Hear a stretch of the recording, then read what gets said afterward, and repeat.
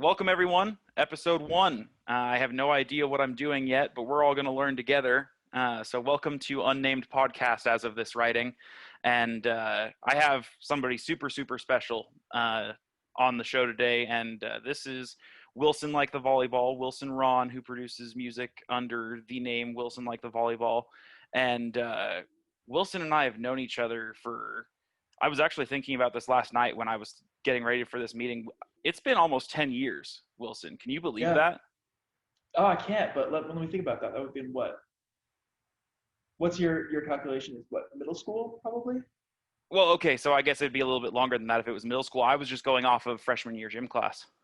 I mean, Well, that's when we your first freshman spoke. year. That's when we first spoke, basically. So Yeah. wow, that's like what? Damn, that's wild. Like, I was just thinking about that. I was like, man, how long have I known this person? And I was like, holy crap. It's been a while. It's been a long time. It was really nice that we were able to kind of connect so much in Running Start. This is true. Yeah, we did spend a lot of time together. Time has blown by so fast. I completely, I forget sometimes that we were in our last 2 years of high school going to college full time together. That was a weird time.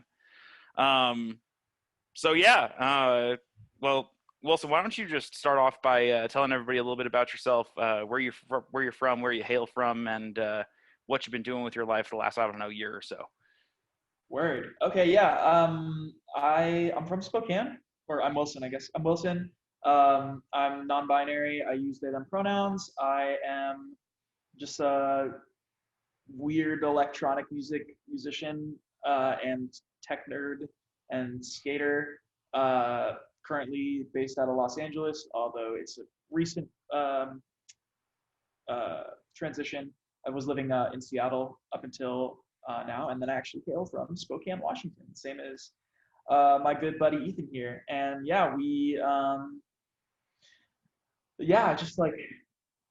I got really invested in electronic music around middle school. Kind of just consumed as much of it as I possibly could. Was really into Skrillex, and then from there on, it just kind of blossomed out to Cone Sound, the rest of the Outlook crew, and then lately it's just been all sorts of everything, pop influenced and metal and everything, just kind of coming together and seeing what weird stuff we can make, basically. Definitely. So I was just thinking about what do I even want to ask? And we have talked about this briefly over the last couple of years, because I know that you've obviously been over in Seattle doing your schooling thing. And congratulations on graduating, by the way. Oh, thank you. That is awesome. And you literally achieved the dream. Like, state school, bachelor's degree. You've achieved, well, at least my dream. The dream that we were taught growing up. You go to a good school, you get the 4-year degree, and then you move on with your life, right? Yeah. So yeah, awesome, just incredible. I was thinking about, as we've discussed, I've been kind of dabbling in, do I want to make music? Do I not want to make music? What does it mean to make music? What kind of music do I want to make? And sure. I was thinking about how everything is kind of a progression, right? And so when I thought about you being the closest person to me who actively makes music and produces, when we were in high school, it wasn't that long ago that, we were, and when I say we, I mean me attending your shows, going to Rebel 77 coffee shops and things like that. So you kind of progressed from this really acoustic sound to obviously more of an electronic, more of a produced sound. Well, first of all, what led you to that progression? I mean, you talked about how EDM has always kind of been in your life and how you've been, influencing metal and pop and things like that into your music. But also, I guess, what pushed you outside of that realm of, acoustic, more vocal-based music and into more refined, more produced computer music, as they call it? That's a really good question. I think the kind of important thing to note with a lot of it is like with a lot of like my musical choices throughout my time, you saying I was living the dream. Well, yes, I did. I've done like the what was the path that was laid out for me. But I think something I've always struggled with and something that I've only recently had the opportunity to think critically on is like the ways in which those like preordained, I don't know if ordained is the correct word to use there, but like those pre-set up um, like I guess I should say pre-existing like notions of what success is in regards to both like university but also like music and like how you're supposed to do like things the right way. Like And institutionalized pathways, right? Like, yeah, everybody, the way that we're taught institutionally is the right way. exactly. I've only recently been able to kind of like think critically on why I did the things that I did, and I think musically that is true as well. And a lot of the reason why I stuck with acoustic music for a really long time, performance-wise, um, is because it was the most like success viable for me. It was what people were paying attention to. It was what people thought I was good at, and so I just continued to do it, not out of necessarily love for doing it, although I did love doing it, but like I loved electronic music more. And it took basically until I almost quit doing music entirely my freshman year of college because I was just really lost. I didn't really know what I was doing. Hmm. Um, but yeah, it was kind of took until then. I think that would have been like what I guess it would have been like January of 2017 that I was like, I made the turnaround and I was like, okay, I'm no longer making music because I want to be successful in it, but I'm making music because I want to do it. And I want to make electronic music because I think electronic music is fun. And I think it's like, it's honestly just the kind of music that I enjoy most making. And so when you ask like, why did I stick with like acoustic and why did I do basically any of the things I was doing up until I guess I would say like 4-ish years ago, and even really more subtly up until the last year or so. It was because I was chasing what I thought I should be doing in order to get the most splash. And now I'm really grateful for the positionality I have in the world to be able to just be like, I don't care, I'm doing this because I like it. So that's been really freeing for sure. That's awesome, and I'm super happy for you. And actually, the kind of line of thought that you just went on just brought me to kind of another interesting question. You talked about how you went on the path that you thought essentially would get you the most clout, right? It's what everybody wanted to hear, and so you were like, well, this is what's going to get me the most viewership. This is what's going to get me noticed, so I'll go do this. Until you finally realized that this isn't what I want to do. I'm going to go do this now, which obviously is super freeing. In preparation for this call last night, I went and I briefly looked. This sounds really weird that I did this, but I went and I briefly looked at your YouTube page and your Spotify page to see how many subscribers and followers that you have. And on YouTube, it's like just shy of 700. And on Spotify, you've got, I think, a couple thousand. And I can't speak to what this looked like prior to what became Wilson Like the Volleyball, because you were obviously previously putting out music under your name, Wilson Ron. But did you notice any change in viewership or change in audience when you made that switch? I mean, obviously you had a lot of friends, myself included, who probably stuck by you during that switch because we were happy to see you doing what you wanted to do. But from a external audience perspective, did you notice change, positive or negative? Oh yeah. Was there a lot of I guess comments from people who were listening to Wilson Ron's music before that didn't necessarily like the way that Wilson Like the Volleyball went? Let's talk about Sure. that for a second. Yeah, I mean, the reality of the situation is it can be even more minute than that. Like that was a pretty big switch when I was going from like acoustic type stuff to more electronic stuff. Or even, like there was some rock mixed in there or whatever, but everyone kind of had this like idea of what like my genre of music was. But it can go even deeper than that. Like my buddy Colton and I have been talking about just, we've been discussing what is an important thing to separate out in regards to like different genres within electronic music, for example. So like techno and house tend to have at least in my experience, like a more rigorous fan base that's kind of more locked into like an idea stylistically. Not that that the genre doesn't evolve, but it evolves in a framework that's a little more like set up. And I just don't understand the culture enough yet. So I really, when I make house music or house adjacent or techno adjacent music, I'm trying to be really careful to not like tread culturally on like that like institution or like the pre-existing like culture surrounding house and techno music. And so it's really I've been having this kind of like this struggle of like, well, is this something that I should split off into a different artist name? Is it something that I should just kind of accept that it's like it's going to be bad at first? Like I don't know how to go about it correctly. And so I guess I would even say, you know, back to what you were saying about when I switched from acoustic to electric or electronic music. Yeah, like very few people actually carried over. And I basically had to restart building. And I think that that's true for any amount of switch. Like the example that I always think of, because it was like really important to me back in the day, is when Fall Out Boy started making a lot more poppy music. Like all of the Fall Out Boy fans were like really upset that they were no longer making like emo punk music, and I was too for a little while. And then I was like, wait, I actually really like their pop music. And so it's kind of like, you know, I think you keep people who are willing to give it a chance and end up liking it, and you lose people too. And kind of back to you know, what we were talking about those like pre-existing pathways, those pre-existing like expectations of how you're supposed to go about something. It's not like there's like some authority figure that says this is the pathway. It's actually just like a group of people collectively agreeing that this is the way that something's supposed to be done. And I think we're seeing that a lot in a lot of cultural aspects of our world right now, that a lot of people are going, I didn't choose this. Like, why am I doing this? This is whack.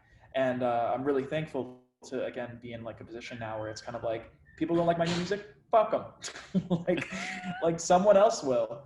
Like, or at the very least I will. And my friends do. And you know, we spoke briefly before this call about how I'm kind of considering, you know, not just in the context of splitting off an artist name for a different project, but also just like pivoting my project to a different name, and like what that takes in regards to like the evolution of what my sound is going to be and the branding and all of that. And I think, you know, I'm gonna have to make some calculations as to like, is it worth it to lose this fan base through the creation of new pages? Um, but like, if I decide to keep those pages or whatever and try to just like morph everything from Wilson the Volleyball over, or just keep Wilson like the Volleyball the same as it is, and then add the new musical styles, I'll still lose fans that don't like what I'm doing anyway. So it's kind of like just some level of just, I have to do that calculation and make that guess as to you know, what the best move forward is. And I'm really grateful to say that the forefront of that decision has not in a while been like those calculations. It's been like, what do I want to do artistically? Like, it's not so much about, oh, I need to keep these fans. It's a lot more about like, well, what is this project that I want to make that's not me? What is this musical like package that I want to deliver? Sure. And how does that best go forth? And I'll worry about promoting it later, I guess.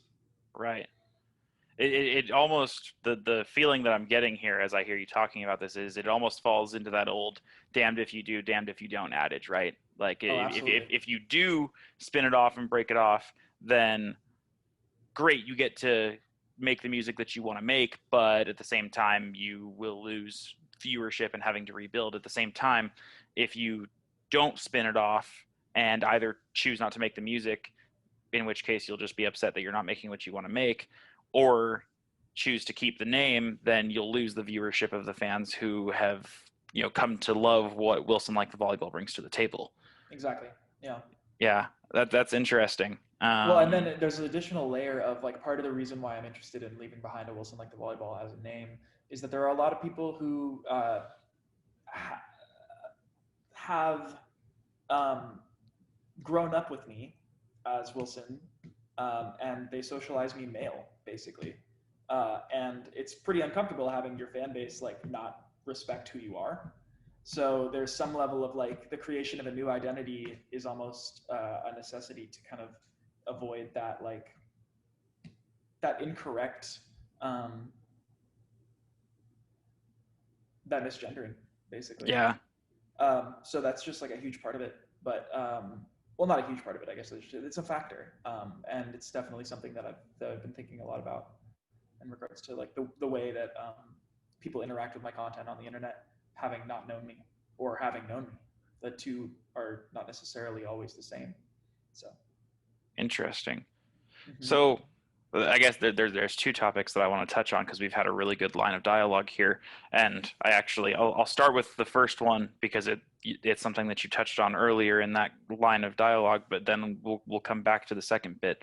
You talked about uh, you know the worry that perhaps some of the music that you're making will advance too far onto the cultures and subcultures of house or trance or what have you, whatever genre it falls closest to.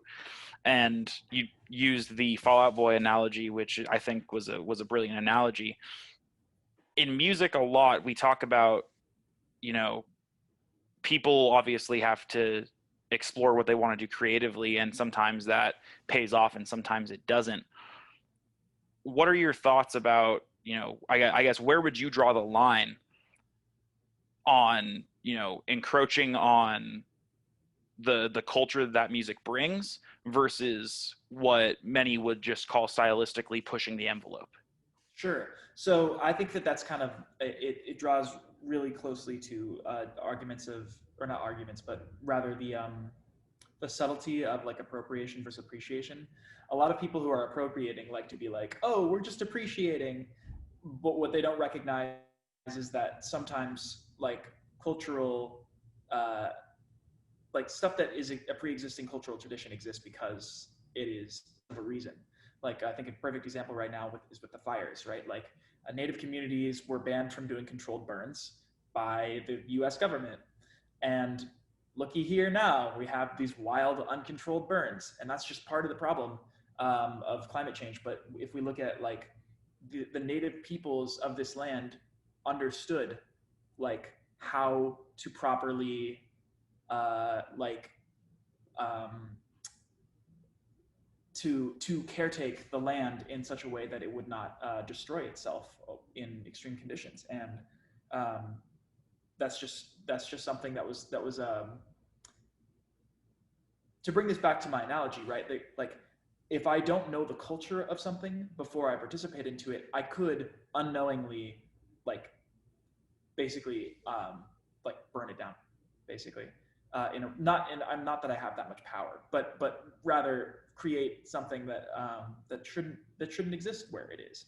And I don't think that that's like not allowing the pushing of boundaries of music. It's just that like if I like house and I like techno and I want to make something that is kind of coming, it's a little it's funny I'm using these like grandiose examples. It's not that deep, but if I want to make like house or techno influenced music, I can definitely do that. But like I think that if I want to be a part of that community, it's important that I do some research and like I understand the community before I just kind of like jump in and start like spewing my own ideas about it, because otherwise I'll just come across as ignorant. So Sure, that yeah. totally makes sense. And then at the end of that little uh, run that we just did, you talked about obviously having the male pronoun associated not only with, well, with Wilson like the volleyball, but by association Wilson. Uh, when you do decide to embark on this new project, are you going to be looking for something more like a gender neutral, or are you looking for something that just completely departs from, I guess, gender as we know it? Or I shouldn't even say as we know it. I should say as the general public views it. And Sure. are you going to go? I guess let's talk about your logic there because I'm actually interested. As somebody who doesn't necessarily know and have a lot of exposure to the non-binary community, I'm interested, and I'm sure our viewers will be as well, as to what the thought process is behind that. Sure. Well, I can't exactly give a dissertation on transness and gender identity and gender politics and stuff right now. But what I can tell you is kind of my own story, which is that like I'm trans non-binary. That's just who I am. I am a person who uh, I'm not cis. I did not identify with the gender I was assigned at birth. It took a long time and a lot of cultural unlearning to come to that conclusion, um, for which I'm very thankful for. But it's also been hard and will continue to be hard as lots of people hate me for no reason.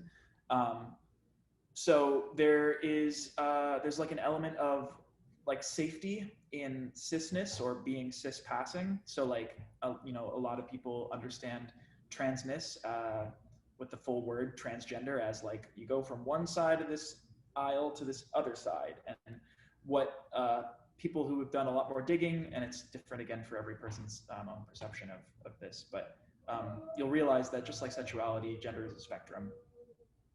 And I find myself on the feminine side of non-binary. I technically consider myself to be a non-binary woman, but um, as the world is evil and cruel, it is actually safer for me for a lot of the time right now to consider myself just non-binary or to not even include the women necessarily, because a lot of people, especially cis, especially white men, have some sort of there's a whole thing we could get into here, but there's like a challenge of masculinity that comes into play, and that it can be physically dangerous for people like me, because you know me, I've never been a fighter. I've never been a person who's like gonna like fight for myself, um, and that was even before I knew that I was trans, and wasn't picking a fight with society in an accidental. Well, I'm not picking a fight with society. Society's picking a fight with the whole fucking history of gender nonconforming people. But yeah, it's just I think that in regards to artistic visions, there is always this age-old debate of like separating the artist from the art. Um, it's difficult to do that, and that's because the artist is very entrenched in what they are making, and the artist, if you consume art, then you're supporting the artist in some regard, and there's just this whole entanglement there. And so I think that for me, my critical most important thing right now is to be as honest as I can, at my own like level of like safety, and just continue to open up as I can. And I think that in a lot of ways I am pretty naive in the ways that I speak pretty freely about things, and I think I probably in a lot of senses endanger myself unnecessarily, um, but or not unnecessarily, I guess, for the benefit of being honest.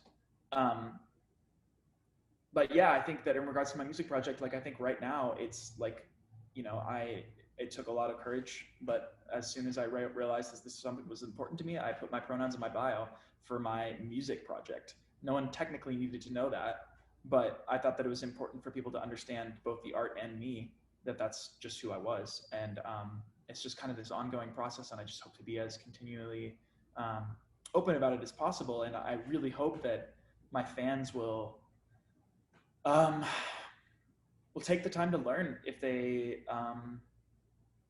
feeling threatened or confused about the way that my identity interplays with my artistic project. Yeah, that's wow. That was a lot of information to unpack. Like in not a lot. I hope our viewers go back and just back up, however long that was. I don't know if that was 5 minutes or 10 minutes because I was busy listening, but go back and unpack a lot of what was just said, and listen closer, because it there's a lot going on here, not only within this conversation but within the world that we live in, that I'm not necessarily super privy to. And as I hate to say it, but as a cis white male, a cis straight white male for that matter, I don't get to see a lot of what you do. I don't get to see a lot of what the community gets to see. And for that reason, I find myself oftentimes unknowingly ignorant about certain topics and things like that. And I think I try my best to be, as sensitive as possible, but it's really easy, when we go back to the topic that we were discussing earlier about, how institutionally, we're taught, this is the path. And I think institutionally we talk a lot about, well, either you're a boy or a girl, and Mhm. that's, it's two sides of the coin. And for a lot of people, especially people older than us who haven't, been exposed to this idea, I don't necessarily know if it's fear or if they're just not willing to learn or what it is, but it's very easy to just, assume, oh, Wilson, that must be a male name. Yeah. And I don't even, well, I'm not even going to go there. I would like to think that people don't necessarily mean to do that. They don't Hmm. mean to assume, and that it's just habitual.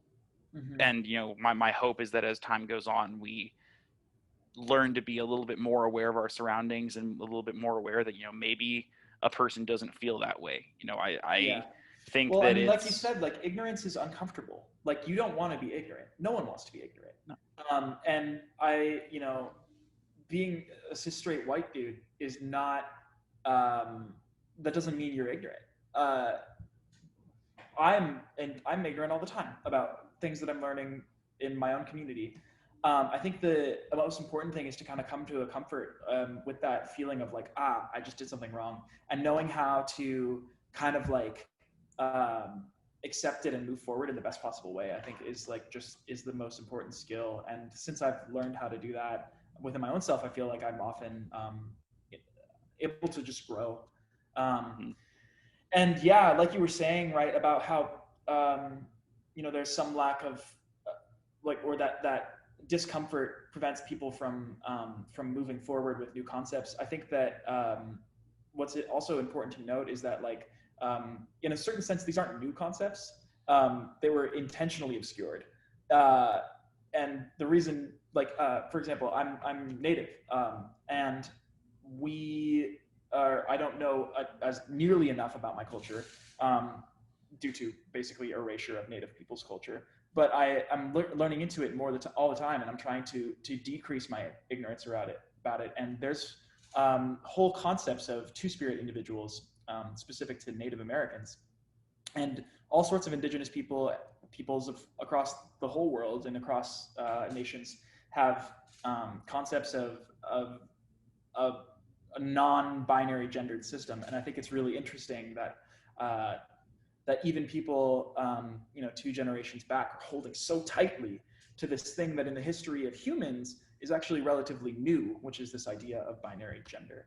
And yeah, like you said, I think it's that ignorance that makes them the hold tightly, because it doesn't feel good to be ignorant. It feels really good to be right. And if you can pretend you're right through ignorance, then you might not feel that discomfort, um, which I hope we all become better at allowing discomfort. And I want to again point out that like being cis straight and a cis straight white dude is not like a brand of ignorance. right. It is rather a badge of possibility to educate those who will not um, will not listen to people like me because I must be crazy. But Right. cis straight white dudes are the most sane people on the planet, or at least as is predicated by society. So I'm really grateful for people like you who listen and are able to kind of spread outward that knowledge in the kind of subtle ways that like you have a platform that people like me have intentionally or not intentionally but have been deplatformed. Sure. So And yeah. I do want, you might have seen me shaking my head just there. I want to specify that that was not me shaking my head to disagree with you. I was shaking my head because if I really think about, and to be honest, I guess I haven't really thought about it a whole lot, but the more I do think about it, every single word of that label, right? Cis, straight, white dude, has some level of privilege associated with it. And it's something that, I don't know, prior to the last 2 years or so, I truthfully didn't like get. Like I understood the concept, but I was like, okay, like okay, I can pretty much say that I am susceptible to most of the bad things that happen to people that do not share my skin color, that do not share my gender identity, that do not share my sexual identity. But what I didn't realize until the last 2 years or so was that the privilege is that it happens to me far less often. The Mm-hmm. privilege is that I don't, it's not something I have to constantly worry about. Do I get pulled over by the police? Yes, absolutely. Do I get pulled over by the police for doing nothing wrong? That's, yeah, no, that doesn't happen. Not as often. Yeah.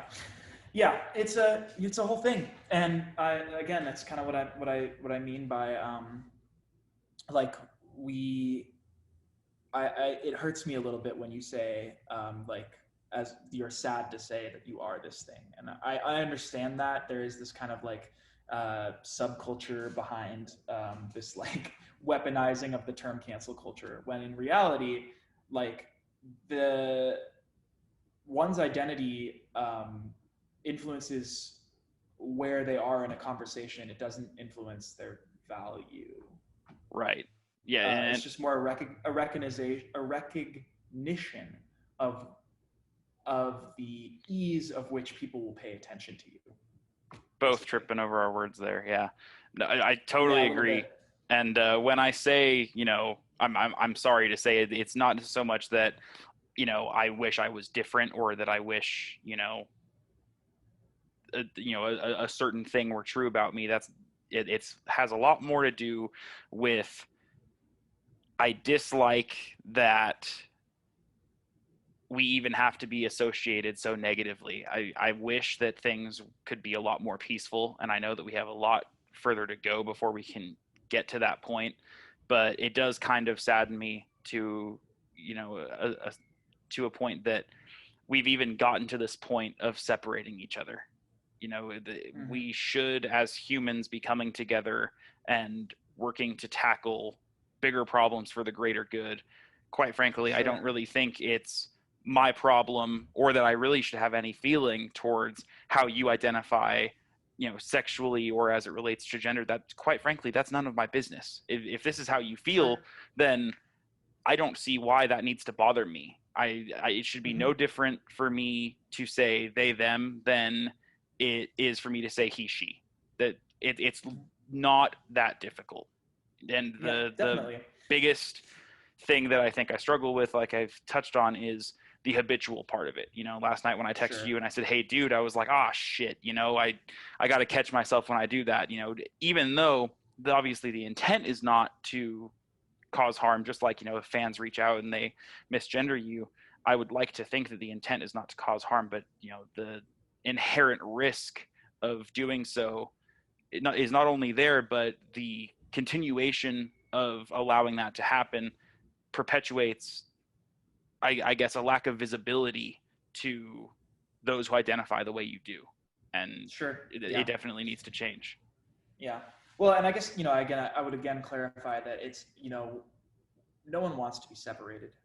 We These identifying terms of like, racial identity, gender identity, sexual orientation, um, these are all things that again exist as like a notifier, or like an identifier, um, as to where someone is in the conversation. Um, it's not so much that we're separate, it's more that it's important to recognize, like you were saying earlier, like the privileges people have in conversations, and also the lived experiences. Like, for example, I had basically no lived experience with misgendering prior to coming out. Once I came out, all the dysphoria, all the shit, like it got words. Words became labels for concepts that I had not experienced prior, or that I was experiencing prior, but just they didn't have like form. Mm-hmm. And so, yeah, it is difficult, but yeah, I guess um, I would challenge the concept that we're separating ourselves, and more just like trying to make more clear for the people who are trying to work towards equality, um, like the roles that we can all play in educating those who do not want more equality, or rather who want to impose their own worldviews. Right. Yeah. When I referenced the separation aspect, I think what I was trying more to allude to was the intentional separation by those who don't want the equality, who are so stuck to what they have considered this norm, thanks in a large part to what we have perceived as the institutionalized way of knowing things. We talk a lot about the institutionalized path, the institutionalized gender norms, the institutionalized sexual norms. It's all very institutionalized, and it wasn't until within the last 2 to 3 years that I actually started studying what are we taught and why, that I kind of had my oh shit moment, and I was like, how much of this is actually true, or was I just taught and intentionally excluded these options? And that was a big game changer for me. When I went and I started looking into, and not just on the basis of gender and sex and things of that nature, but even down to the most basic fiber things that we learn. We learn, go to school, get good grades, get a good job, work for 40 years, retire for 10 to 20 if you're lucky, die.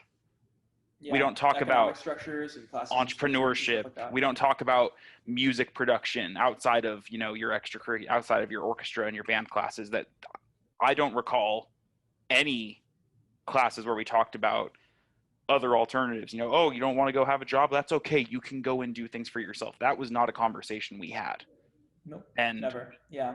Institutionalized, or institutionally, I should say, I think that there's a lot that the greater public is missing out on, and it is partially our fault, but at the same time, it is through our own ignorance.